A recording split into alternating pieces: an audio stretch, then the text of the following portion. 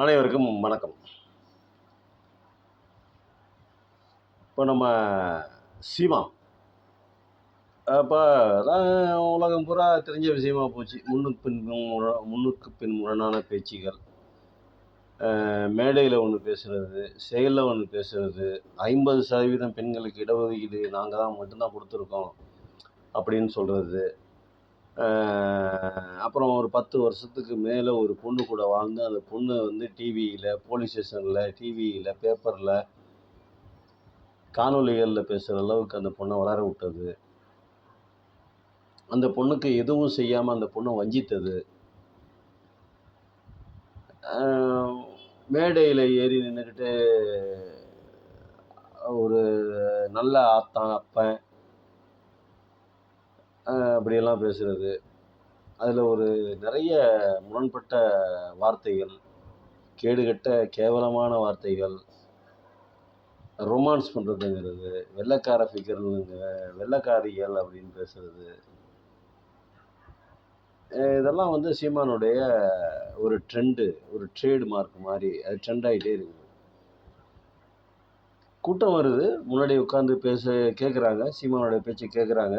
நானும் சீமானை பார்த்து தான் அரசியல்லாம் நம்மளும் கூட இறங்கணும் அப்படிங்கிற மாதிரி, நம்மளும் கூட அதை கற்றுக்கணும், தெரிஞ்சுக்கணுங்கிற ஆர்வம் வந்தது, ஆசை இருந்தது சீமானுடைய பேச்சு கேட்டுதான்.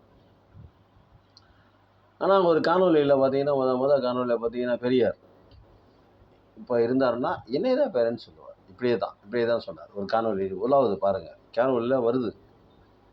பெரியார் இருந்தாருனாக்கா, இப்போ பெரியார் இருந்தாலும் என்னையே தான் பேரன்னு சொல்லுவார், வேறு யாரையும் பேரன்னு சொல்ல மாட்டார். ஈவிகே சிலங்குவான பேரன்னு சொல்லுவாரா? சொல்ல மாட்டார். என்னைய தான் பேரன்னு சொல்லுவார். அவர்கிட்ட கேளுங்க, ஐயா கிட்ட கேளுங்க. இப்போ இழந்துறேன்னா நான் தான் அவருடைய வாரிசு, நான் தான் அவருடைய பேரன்னு சொல்லுவார் அப்படின்னு சொல்லிட்டு பேசினார். ஆனால் அதுக்கப்புறம் பார்த்தீங்கன்னாக்கா அவருடைய பேச்சுகள்லாம் வந்து அப்படியே பெரியார்லேருந்து அப்படியே திரும்பி அப்படியே திராவிடம் பேசி பெரியார்னு பேசினவர் அதுக்கப்புறம் அப்படியே டைவர்ட் ஆகி அப்படியே பார்த்தீங்கன்னா அப்படியே நம்ம திராவிடத்தை திட்டுறது, திருட்டு திராவிடங்கிறது, திருட்டு திமுகங்கிறது, இந்த மாதிரியான அவச்சொற்கள் நல்லா ஆத்தாளுக்கு அப்பனுக்கு பிறந்திருந்தா அந்த மாதிரியான பேச்சு. இந்த நல்ல ஆத்தானுக்கு ஆத்தாள் அப்பா அப்படிங்கிறது எதை வச்சு அவங்க கனெக்ட் பண்ணுறாங்கன்னு தெரியல, எதை வச்சு எடுக்கிறாங்கன்னு தெரியல, எதை வச்சு இவங்க நல்ல ஆத்தா இவங்க நல்ல அப்பன் அப்படின்னு முடிவு பண்ணுறாங்கன்னு தெரியல. அப்புறம் இன்னும் நிறைய ஏகப்பட்டது ரொமான்ஸ் பண்ணுறதுங்கிறது. நிறைய பெண்கள் வந்து என்னை ஃபாலோ பண்ண ஆரம்பிச்சிட்டாங்கன்னு பேசுகிறது. பத்திரிகையாளர்கள் கேள்வி கேட்டாக்கா திருப்பி அவங்க கேள்விக்கு பதில் சொல்லாமல் திருப்பி மறுகேள்வி, அதாவது எதிர் கேள்வி கேட்குறது. இந்த மாதிரியான விஷயங்கள்லாம் சீமானினுடைய ட்ரெண்டாக உலா வருகிறது காணொலிகளில், டிவிகளில், பேப்பர்களில். அதே மாதிரி பாலியல் அந்த மாதிரி அந்த சமாச்சாரங்களில் வந்து பார்த்திங்கன்னா அவருடைய கட்சியை சேர்ந்தவர். பாலியல் வந்து உலகம் பூரா இருக்குது, எல்லா கட்சியிலையும் இருக்குது, எல்லாருமே பண்ணுறாங்க பாலியல் ரீதியான சின்னல்கள், அந்த குற்றச்சாட்டுகள்லாம் எல்லாருமே இருக்குது. ஆனால் வெளிப்படையாக தெரிய வருவது பெரிய அளவில் வெடிக்கிறது. அந்த அம்மா வந்து பெங்களூருக்காரம்மா சொன்னாங்கல்ல, 15 வருஷமாக அந்த ஒரு பொம்பளை வச்சுக்கிட்டு என்னை திட்டுறீங்க போகிறீங்க வரீங்கன்னு சொன்னார்ல.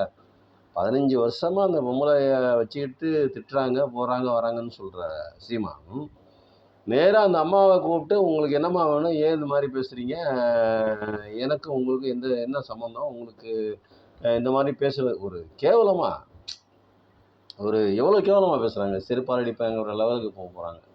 நீ நல்லா இருக்க மாட்டா, விளங்க மாட்டா, உருப்படவே மாட்டா அப்படிங்கிற மாதிரி எல்லாத்துக்கும் உச்சம் செருப்பால் அடிப்பேன் அப்படிங்கிற மாதிரி நேராகவே காணொலியில் பேசுகிறாங்க. அதெல்லாம் பொய்ன்னு சொல்ல முடியாது.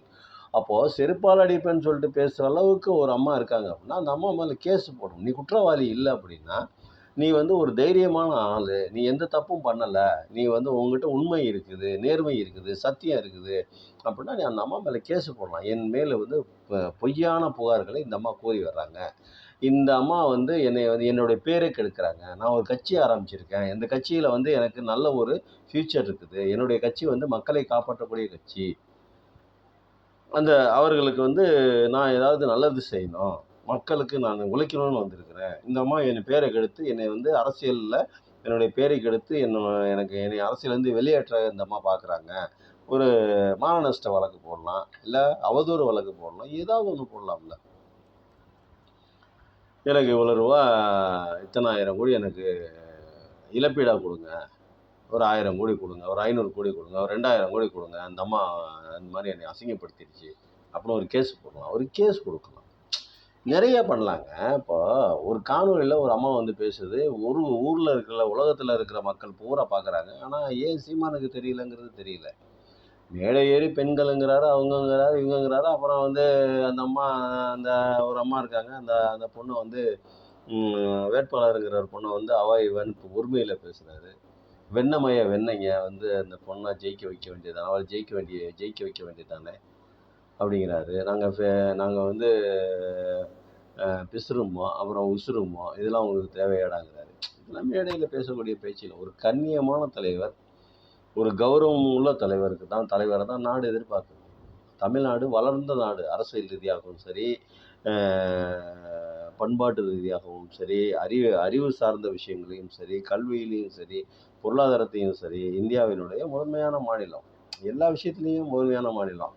கல்வியில் வேணாக்க 2வது மாநிலமாக இருக்கலாம், பொருளாதாரத்தில் வேணாலும் 2வது மாநிலம் இருக்கலாம். மற்றபடி எல்லாம் ஒட்டு மொத்தமாக நீங்கள் ஒரு கணக்கு போட்டு பார்த்தீங்கன்னா, வளர்ச்சி குறியீடு அது இது லுட்டு லுசு எல்லாத்தையும் நீங்கள் எதை வச்சு பார்த்தாலும் தமிழ்நாடு தான் முதன்மையான மாநிலம் இந்தியாவிலேயே. அப்போது ஒரு வளர்ந்த மக்களிடம் நீ வந்து எப்படி பேசணும் அப்படின்னா, நீ வந்து சாதாரணமாக ஒரு ராஜஸ்தான் மக்கள்கிட்ட, உத்தரப்பிரதேச மக்கள்கிட்ட, பீகார் மக்கள்கிட்ட, மத்திய பிரதேச மக்கள்கிட்ட பேசுகிற மாதிரி ஒரு ஒரு ஒரு 30 வருடம் 40 வருடங்களுக்கு முன்னாடி இருக்கிற மக்கள்கிட்ட பேசுகிற மாதிரி மேடையில் ஏறி பேசுறது. 50 வருடங்களுக்கு முன்னாடி 80 வருடங்களுக்கு 1930 35லேயே அரசியல் செஞ்ச பெரியார் அவர்கள் கண்ணியம் குறையாமல் பேசியிருக்காரு. பேரறிஞர் வந்து என்ன சொல்லியிருக்காரு, பேரறிஞர் அண்ணாதுரை என்ன சொல்லியிருக்காரு, மாற்றான் தோட்டத்து மல்லிகைக்கு மனம் உண்டுன்னு சொல்லியிருக்காரு. அவர்களுக்கு எல்லா உரிமையும் இருக்குது. அதே மாதிரி தான் மாற்றான் தோட்டத்து மல்லிகைக்கு மனம் உண்டு அப்படின்னாரு. அடுக்கு மொழியில் அவர் நல்லா பேசுவார். இது மாதிரி பெரிய பெரிய கௌரவம் மிக்க தலைவர்கள்லாம் வந்து கௌரவமாக பேசியிருக்காங்க, கௌரவமாக வாழ்ந்துட்டு போயிருக்காங்க. நீ வந்து அவங்கிறது இவங்கிறது வெண்ணைங்க அப்படிங்கிறது நாங்கள் வந்து ராமநாதபுரத்து காட்டான் அப்படிங்கிறது நீங்கள் மறந்துடக்கூடாது. நாங்கள் வந்து பிறக்கும் போதே வாளோடும் வேலோடும் பிறந்தோம், சும்மா இங்கே வந்து குறுக்க மறுக்க போய்கிட்டு இருக்கிற என்னமோ ஒரு சண்டைக்கு போகிற மாதிரியே பேசுகிறாரு. களத்தில் சண்டைக்கு போடுறோம்ல, ஒரு சூடு ஏற்றுறதுக்காக வாய் வசனங்கள்லாம் பேசுவாங்கல்ல, ஒரு இதை வந்து கிளியர் பண்ணுவாங்கள்ல, ஜல்லிக்கட்டுக்கு மாட்டுக்கு பார்த்தீங்கன்னாக்கா அந்த மாதிரி இதெல்லாம் பண்ணுவாங்க அப்படின்னு சொல்லுவாங்க. அந்த வெறி ஏற்றுறதுக்கு அந்த மாதிரி நம்ம வெறி ஏற்றுற மாதிரியே ப்ரெஸ் மீட்டில் இந்த குறுக்க மறுக்கெல்லாம் ஓடிடுவாடி. யார் உனக்கு முன்னாடி வந்து நீ நடந்து போகும்போது யாராவது குறுக்க இங்கிட்டு ஓடுறாங்களா, இங்கிட்டு ஓடியாராங்களா, என்ன பேச்சு, இதெல்லாம் என்ன செயல்பாடுன்னே தெரியல. எப்படி நீ வந்து இந்த இவ்வளவு பெரிய நாட்டை, ஒரு 7 கோடி தமிழர்கள் வாழக்கூடிய தமிழ்நாட்டை, மிக உயர்ந்த இடத்துல இருக்கிற மாநிலத்தை, வளர்ச்சி அடைந்த ஒரு மாநிலத்தை எப்படி மக்கள் உங்க கையில் அல்வா துட்டு மாதிரி தூக்கி கொடுப்பாங்க? நீ எதை வச்சு நீ அரசியலுக்கு வந்த, என்னன்னு வச்ச? இது வரைக்கும் நீ இந்த வருஷம் நீ அந்த அரசியலுக்கு வந்து சாதிச்சது என்ன, செஞ்சது என்ன? ஒரு எம்எல்ஏ, ஒரு எம்பி, ஒரு கவுன்சிலரு, ஒரு பொருளாளர், ஒரு ஒரு ஊராட்சி மன்ற தலைவர், ஒரு வார்டு கவுன்சிலரு, கிராமத்தில் ஒரு பஞ்சாயத்தில் ஒரு கவுன்சிலரு, ஏதாவது ஒன்று ஜெயிச்சிருக்கீங்களா? ஜெயிக்கணும்னு முயற்சியாவது கிடையாது. எல்லா எலெக்ஷன்லையும் நிற்கிறீங்க, எல்லாத்துலேயும் தனித்து போட்டிங்கிறீங்க, ரைட்டு, சந்தோஷம். தனித்து போட்டிட்டு என்ன பண்ணுனீங்க? நீங்கள் வந்த வருஷத்தில் ஏதாவது ஒரே ஒரு எம்எல்ஏ சீட்டாக ஜெயிச்சிருக்கணுமா இல்லையா? இவ்வளோ பேச்சு இருக்குல்ல, இவ்வளோ பேச்சு குறுக்க மறுக்க யாரும் ஓடக்கூடாது. சும்மா அந்த குறுக்க மறுக்கெல்லாம் ஓடிட்டு கூடாது. நீங்கள் வெட்டணும்னு நினைக்கும் முன்னாடி வெட்டிடுவோம். இதெல்லாம் பேச்சு சரி, செயல்பாடு அரசியலுக்கு தானே வந்திருக்க. நீ எம்எல்ஏ ஆகி எம்பி ஆகி முதல்வர் ஆகணும் அப்படிங்கிற ஆசையில் தானே வந்திருக்கிற. இந்த தமிழ்நாட்டை ஒரு நாள் இந்த நிலம் என் கையில் சிக்கிச்சு சின்னாபனப்படுத்திடுவேன் அப்படிங்கிற. நிறைய திட்டங்கள்லாம் போட்டு வச்சிருக்காரு. நெய்தல் பட கட்டணுங்கிற ஒரு திட்டம், கவர்னர் மாளிகையை பூட்டி சாவியை தலைமாட்டில் வச்சு தூங்கிடுவாங்கிற இது ஒரு திட்டம். இதெல்லாம் ஒரு மாபெரும் திட்டங்கள். இதுதான் 5 ஆண்டு திட்டங்கள். இப்போ 15வது ஆண்டு திட்டங்களா போயிட்டு இருக்குது. 15 ஆண்டு திட்டங்கள் இதெல்லாம். அடுத்து வந்து இப்போ 26க்கு அப்புறம் பார்த்தீங்கன்னா 20 ஆண்டு திட்டங்களா மாறிடும் போல் இருக்கு. கட்சிக்கு வந்து இப்போ அரசியல் ஆரம்பிச்சு 15 வருஷம் இருக்குமா? இருக்கணும் வச்சுக்கோங்க. 30 எத்தனை வருஷம் வச்சுக்கோங்க. இது வந்து 20வது ஆண்டு திட்டம், 30வது ஆண்டு திட்டம் அப்படின்னு தான் கணக்கு போடணும் சீமான். நெய்தல் படை கட்டுறது, கவர்னர் மாளிகையே போட்டு வச்சுக்கிறது, நீட்டு நடக்கிற எல்லா கோச்சிங் சென்டரையும் இழுத்து மூடி பூட்டு வச்சு சீல் வச்சு தலைமாட்டில் வச்சு சாவி வச்சு தூங்குறது. இதெல்லாம் வந்து சீமானுடைய நீண்ட கால திட்டங்கள். இதெல்லாம் எப்போ செயல்படுத்த போறான்னு தெரியல. செயல்படுத்துறதுக்கான என்ன மூலக்கூறுகளை வச்சிருக்காரு, என்ன ஆதாரங்களை வச்சிருக்காரு? 2ஆம் இடத்துக்கு வந்திருக்கிறாரா? எதிர்கட்சியா வந்து உட்கார்ந்துருக்காரா? விஜயகாந்த் கட்சி ஆரம்பிச்சு கொஞ்சம் சில காலங்களே எதிர்கட்சி தலைவர் ஆயிட்டாரு. தோல்விதான் எங்களுக்கு வெற்றியின் முதல் படி. சொல்லிக்கிட்டே இருக்கீங்களே ஒழிய வெற்றி பெறதுக்கான எந்த விதமான ஆதாரங்களும் செய்யலையே. தனிச்சு போட்டி, சரி தனிச்சு போட்டி எவ்வளோ நாளைக்கு தனிச்சு போட்டி? எவ்வளோ நாளைக்கு இப்படியே மக்கள் உனக்கு முன்னாடி உட்காந்து நீங்கள் பேசுறதை கேட்டுக்கிட்டே இருப்பாங்க. கேட்கும்போது நல்லா இருக்கு, சூடாக இருக்கு, அப்படின்னு பொங்குது அப்படியே எல்லாத்துக்கும். எனக்கும் பொங்குச்சு. இப்போ உனக்கு முன்னாடி சீமானுக்கு முன்னாடி உட்காந்து பேசிட்டு இருக்கிற தம்பிகளுக்கும் பொங்கும். நல்லதுதான், நல்ல விஷயம்தான். அந்த ஒரு எழுச்சி இருக்கணும், ஒரு பொங்கணும். ஆனால் பொங்குறதுக்கு தகுந்த மாதிரி, பேசுறதுக்கு தகுந்த மாதிரி, பொங்க வைக்கிறதுக்கு தகுந்த மாதிரி செயல்பாடுகள் இருக்கணும்ல, வெற்றி பெறணும்ல, வாழணும்ல, அது மாதிரி வாழணும்ல. இல்லையே இல்லையே பெண்களை பெண்களை இந்த பாகுபலி படத்தில் சொல்லுவாங்களே, பெண்களை வந்து இதுபடுத்தினால், சிறுமைப்படுத்தினால் அவர் வெட்ட வேண்டியவர்கள் கையல்ல தலையை அப்படின்னு சொல்லிட்டு சொல்லுவார். அதே மாதிரி பெண்கள் நீங்களும் அந்த மாதிரி வசனமெல்லாம் பேசுனீங்கல்ல, என்ன பண்ணீங்க என்ன பண்ணீங்கன்னு தெரியணும்ல. ஒன்றுமே செய்யலையே. கப்பலில் போட்டில் வந்து நெய்தல் படை கட்டுறது இருக்கட்டும், ஆட்சிக்கு வந்ததுக்கு அப்புறம் நெய்தல் படை கட்டலாம். இப்போ அடித்து கொள்றாங்கல்ல. இப்போ இலங்கை கடற்படை வந்து அடித்து அட்டூழியம் பண்ணுதில்ல. நீங்கள் ஒரு போட்டை எடுத்துகிட்டு ஒரு படகு எடுத்துகிட்டு மீனவன் மாதிரி வேஷம் போட்டுக்கிட்டு போகலாம்ல கடைக்கு.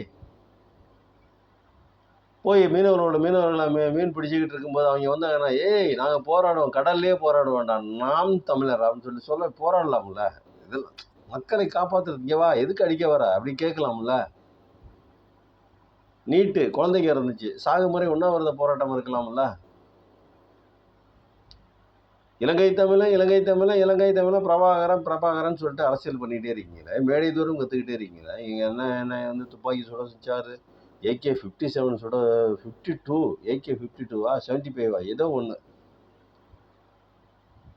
அதெல்லாம் வச்சு சுட வச்சாரு. ட்ரைனிங் கொடுத்தாரு, இப்படி சுடு அப்படி சுடுனாரு. ஆமாக்கறி அப்படியே 30 கிலோ அப்படியே கொண்டாந்து கொட்டினாரு, 50 கிலோ அப்படியே கொண்டாந்து கொட்டினாரு. தம்பி சாப்பிட்டோம், வயிறார சாப்பிட்டோம் அப்படின்னு சொல்லிட்டு பிரபாகரன் சொன்னார். இதெல்லாம் சரி. நம்ம திருச்சி கொட்டப்பட்டுல அகதிகள் முகாம் இருக்குல்ல, அதே மாதிரி அகதிகள் முகாம் எங்கெங்கெல்லாம் இருக்குது, அங்கே இருக்கிறவங்க பூரா தமிழர்கள் தானே.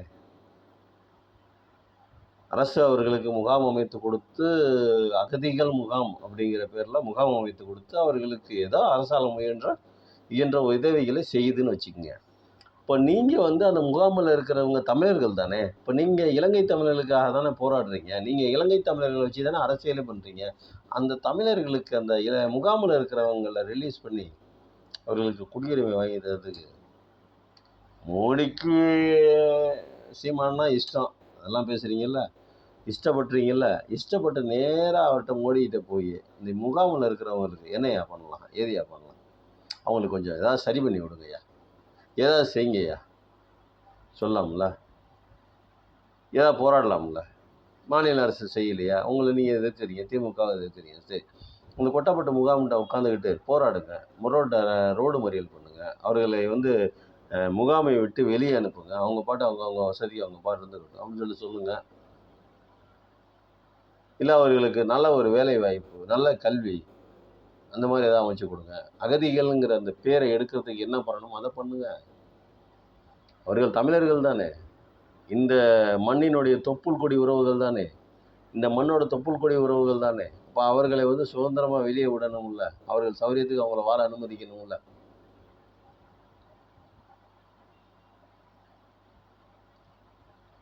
வெளியே போனாலும் உள்ளே வந்தாலும் கையெழுத்து போட்டு தான் போகணும் அப்படிங்கிற மாதிரி ஒரு கட்டுப்பாடு, ஒரு சில கட்டுப்பாடுகள்லாம் நிறைய வச்சுருக்காங்கல்ல, அதெல்லாம் தகர்க்கணுங்களா? அதுக்காக ஏன் போராடல? எதையுமே உருப்படியாக செய்கிறதில்ல, வெறுமனை பேச்சு மட்டும்தான். வெறுமனை பேச்சு, வாயை வைத்து வாயை வந்து வாய் நல்லா பேசுகிறீங்க, நல்லா பேசுகிறீங்கிற ஒரே ஒரு காரணத்துக்காக, நீங்கள் பேசுகிற பேச்சுக்காக, நீங்கள் வந்து அந்த பேசுகிற பேச்சை வச்சு நீங்கள் நிறைய சம்பாரிச்சுக்கிட்டு இருக்கீங்க அப்படின்னு சொல்லலாமா? அதாவது நிறைய பேர் சொல்கிறாங்க காரணம் வாயை வாடகைக்கு விடுவது. நான் அந்த மாதிரிலாம் பேசலை. வாடகைக்கு விடுறது இல்லை, வாடகைக்கு விடுறதுக்கு அது என்ன 22ஆம் நம்பர் ரூமா அது? அது அப்படிலாம் நான் சொல்லலை.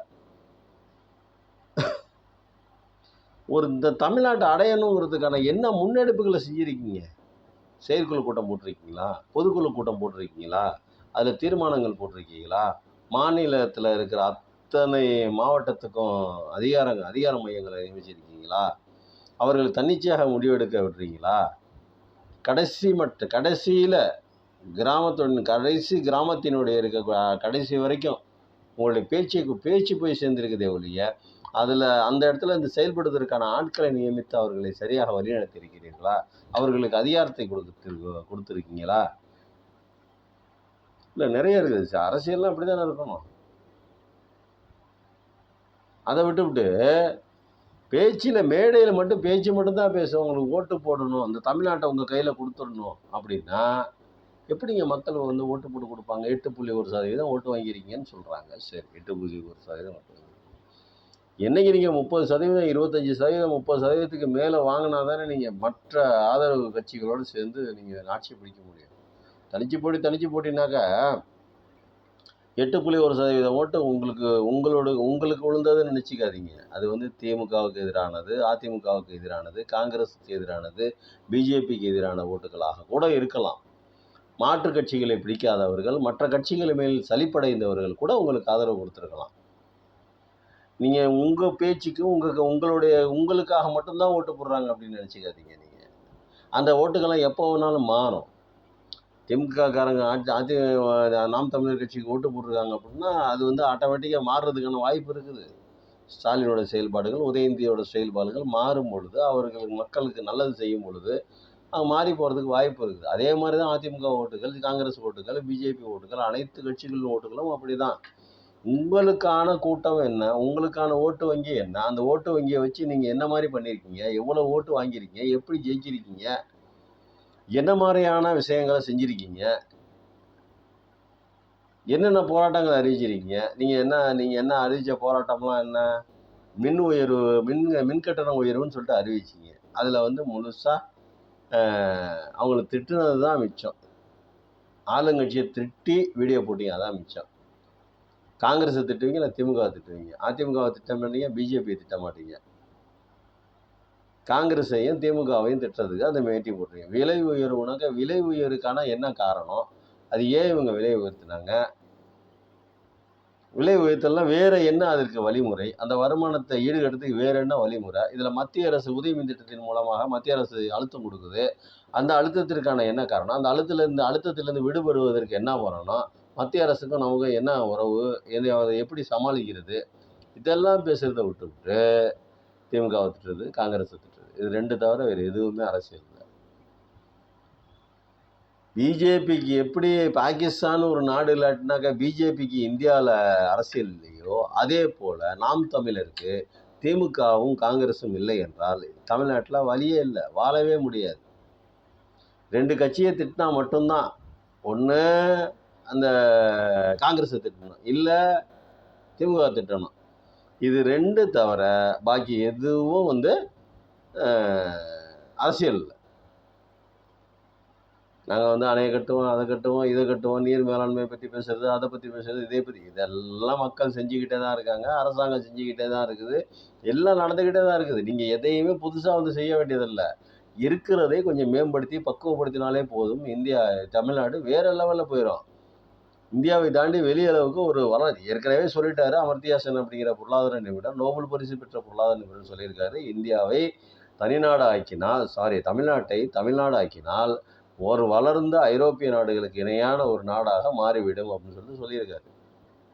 நீங்கள் வந்து புதுசாக வந்து இங்கே ஒன்று யாருக்கும் எதுவும் கற்றுக் கொடுக்க வேண்டியதில்லை. முதல்ல நீங்கள் கட்சி ஆரம்பிக்கணும்னு இங்கே யார் அழுதாங்க? சீமான் கட்சி ஆரம்பிக்கல, எங்களுக்கு ரொம்ப வருத்தமாக இருக்குது, எங்களுக்கு ரொம்ப கஷ்டமாக இருக்குது அப்படின்னு யாராவது அழுதாங்களா? இல்லையே. நீங்கள் வாங்க, எங்களுக்கு இவ்வளோ பிரச்சனைகள் இருக்குது, நீங்கள் வந்து கட்சி ஆரம்பிங்க அப்படின்னு அது யாராவது கூப்பிட்டாங்களா அவங்கள? இல்லையே, யாரும் கூப்பிடலையே அவங்கள. உங்களை அழைச்சது யார்? கட்சி ஆரம்பிக்க சொல்லி அழைச்சது யார்? நீங்கள் பிரபாகரனை பார்க்க போனீங்க, ஒரு உணர்வு, தமிழ் உணர்வு, ஒரு மாபெரும் தமிழ் தலைவனை போய் பார்க்க போனீங்க, ரைட்டு, அது வந்து தமிழ் உணர்வு. நீங்கள் ஏன் அதை வச்சு கட்சி ஆரம்பிக்கிறீங்க? இலங்கை மக்களுக்கு நல்லது செய்யணும். இலங்கை மக்களுக்கு நல்லது செய்யணும், எங்கே போகணும்? அங்கெல்லாம் போகணும். அங்கல்லையா போகணும்? அங்கே போயிருந்துட்டு நல்லது செய்யணும். தமிழ்நாட்டில் இருந்துட்டு காங்கிரஸையும் திமுகவும் திட்டி தமிழ்நாட்டில் அவங்களுக்கு என்ன, தமிழ்நாட்டில் பங்கு பிரித்து கொடுக்க சொல்கிறியா? என்ன அரசியல் பண்ணுற, ஏன்னு, எதுக்கு அரசியல் பண்ணுற, ஏன் அரசியல் பண்ணுறேன்னு ஒரு அளவுமே தெரியல. ஆனால் அரசியல் கட்சி ஆரம்பித்து 8.1% ஓட்டு வாங்கியிருக்கிற மக்களை பேசியே ஏமாற்றி, பேசியே மண்டையை கழுவி ஒரு 8.1% ஓட்டு வாங்கியிருக்க. நீ என்ன பண்ண போகிறன்னு தெரில. உன் கட்சி எல்லாம் பாலியல் ஜல்சா கட்சி மாதிரி. உங்கள் கட்சியிலையும் நிறைய பாலியல் விஷயங்கள் நடக்குது. அதுக்கு முன்னுதாரணமே நீங்களாகவே இருக்கீங்க. அப்புறம் எப்படி என் கட்சி நடக்கும்? நாட்டை காப்பாற்றுவீங்க? 8 கோடி மக்களுடைய வருங்காலத்தை உங்கள் கையில் எப்படி கொடுக்குறது?